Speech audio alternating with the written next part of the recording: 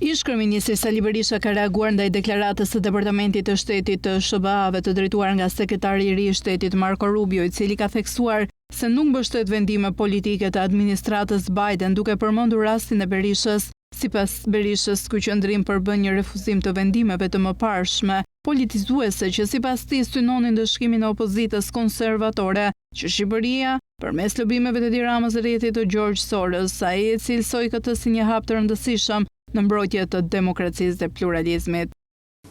Departamenti Amerikan i Shtetit i jep përgjigjen më të fuqishme atyre përpjekjeve që u bën për një Shqipëri pa opozit nga Edi Rama në mendsinë e etërve të tij, George Soros dhe Antony Blinken.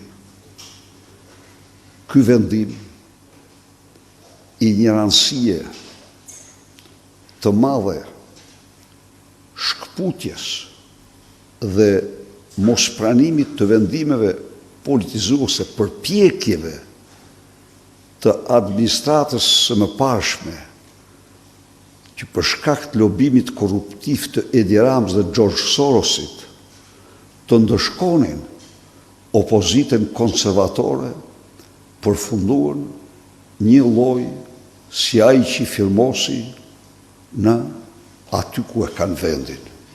Për të gjithë ata demokratë e demokratë që në kushtet më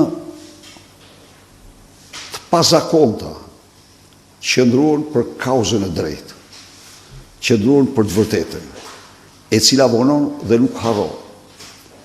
Ky vendim nxjerr edhe një herë në para shqiptarëve dhe botës fytyrën e shëmtuar të atyre që morën përsipër një akt të tillë që me vendime politike të godisnin opozitën konservatore në Shqipëri. I pyetur për një udhëtim të mundshëm drejt SBA-ve, Berisha tha se nuk e kishte planifikuar për shkak të intensitetit të fushatës, por e konsideroi vendimin e Darë si jashtëzakonisht të rëndësishëm dhe të vlefshëm për opozitën dhe mbështetësit e saj. Ai përshkroi këtë zhvillim si një dritë shprese për të gjithë ata që e kanë qëndruar për të vërtetën dhe kauzën demokratike. Ndërkohë kujtojmë se më herët kryeministri Edi Rama reagoi pas lajmit se gazetari amerikan kishte marrë një përgjigje nga Darë se kryedemokrati Berisha mund të shkojë në SBA. Në një reagim në rrjetet sociale, Rama u shpreh se opozita bashkë me Berishën shojnë ëndra madhështore. Sipas Ramës, Berisha nuk shpëtoi nga damka.